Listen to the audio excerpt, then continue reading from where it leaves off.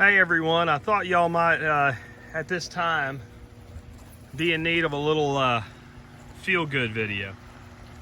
And as you can see, part of the garden's already exploded. We got these tarps down. I'm going to be doing a lot of planting this weekend. I think we're out of the frost danger. If we're not, I always can make more plants or put more seeds in the ground. Everything's greening up around here. It's time to feed the fish. And I already fed them some already. I just had a video out where we almost had fish apocalypse. The ants are jerks. They tripped a GFI breaker and shut down the water. So these guys aren't gonna eat much, but there's some pretty koi in there. A bunch of catfish too.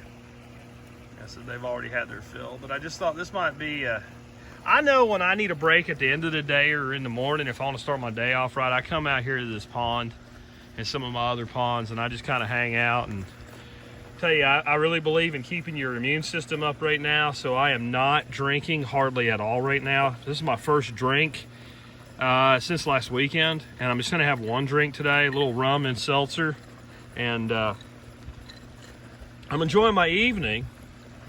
And as you can see, there's a pretty good wall around us of nature to protect us from COVID. And it's a pretty beautiful place to ride out Apocalypse 2020. And I thought I'd bring y'all along with me a little bit and tell you, you can relax, you can enjoy yourself. And please go outside during all this. Social distancing.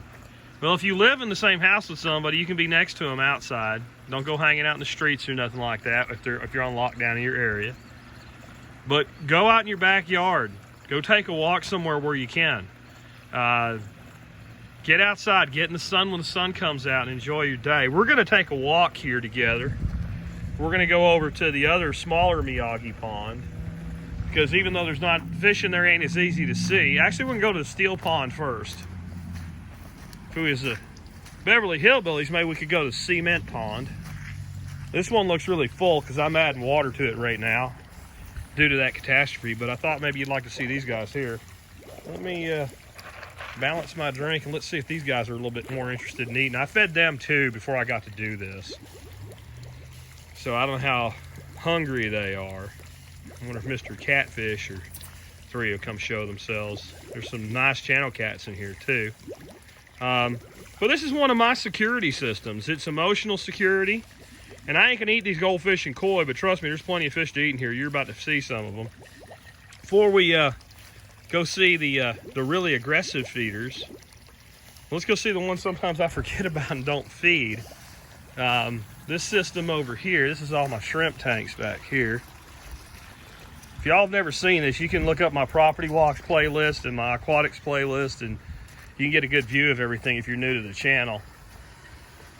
But this is a aquaponics system here, and we're growing a lot of food in here, mostly green onions and watercress in that bed back there, and lots of stuff will be coming in here soon. But let's see if these guys are hungry at all. These guys are junior members of the Fish Society. They're not real big.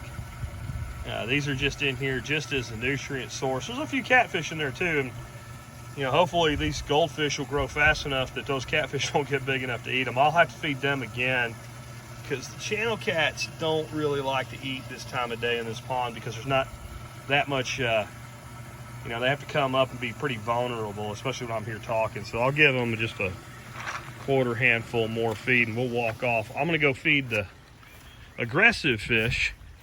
If I harvest any fish, there's a little resource we have right there. That's wild garlic flowers. I'm really enjoying those this year because and I do it every year, we only get them for a few weeks. They're great in our salads. As you can see, it's been raining a lot. Even our small swales are full. Let's go see these guys back here. I have to start eating some of these guys, whether I need to for the COVID apocalypse or not, because they're just getting too dadgone big, and we probably need to just start taking some out. There's some goldfish in there too. There's that one, you can see him hovering back there. But here, check this out. I think if you stuck your hand in there right now, you might pull back a nub. There's cats in there, there's green sunfish, there's bluegills. You really can't see. You see their action more than you see them. You know, you see those goldies swimming around in there, but those big splooshes are the greens and the catfish. There's some big channel cats in here. I mean, big old channel cats. And this is just, you know, it's just one of the things that I do to de-stress. And I think it's a pretty good way to do it. The sound of water, the movement of the fish. Some of y'all followed me for years. Some of y'all have done a lot of the things that I've done on my property to live in a place like this. Some of you haven't. And some of you have always dreamed of doing it. Well, let me say something about that. This should put, instead of fear in your heart, a fire in your ass. The stuff we're dealing with right now. When, if not when this is over, are you going to take the steps to make, and maybe it's not this, maybe this isn't what you want. You know, I understand that. Not everybody wants what I want. Not everybody wants full swales, but I think everybody should have full swales. I think it should be I have a national initiative for full swales if I was your president. But whatever it is you do want to do for yourself, this will end. We got some really good news today. It doesn't mean it's over. It doesn't mean it's not going to get worse before it gets better. But this will end. We're going to get through this. The world's going to get through this. All these people talking about, and I'm the survival guy, right? And I'm telling you, we're going to get through this. That the world could be a lot worse off than it is right now. It's going to be okay. And I'm just asking you to take this time to reflect on it with me. Every day I come out here, good times and bad. And we're heading into spring. And by summer, this is going to be a very bad memory. But a memory. I promise you, by summer, it's going to be a memory. Doesn't mean nobody's going to be dealing with some of the repercussions of it. But it will be a memory. What are you going to do when that happens? I suggest whatever it is that you want to do for yourself, you use your downtime right now if you have it, to plan it. To plan it and to get ready to execute it. And when you get to come out of the gate, you go execute it. You don't use the excuse that it sucked for the last couple months, so now you're not ready to execute. You go execute. And those of you that don't have downtime, because you're the ones keeping the trucks running, you're bringing us our stuff in the mail, you're doing our deliveries, you're making our food, you're running our stores so we can all eat while this is all going on, I just say I salute you. I really appreciate you. You chase your dreams too, because you're damn sure earning it right now.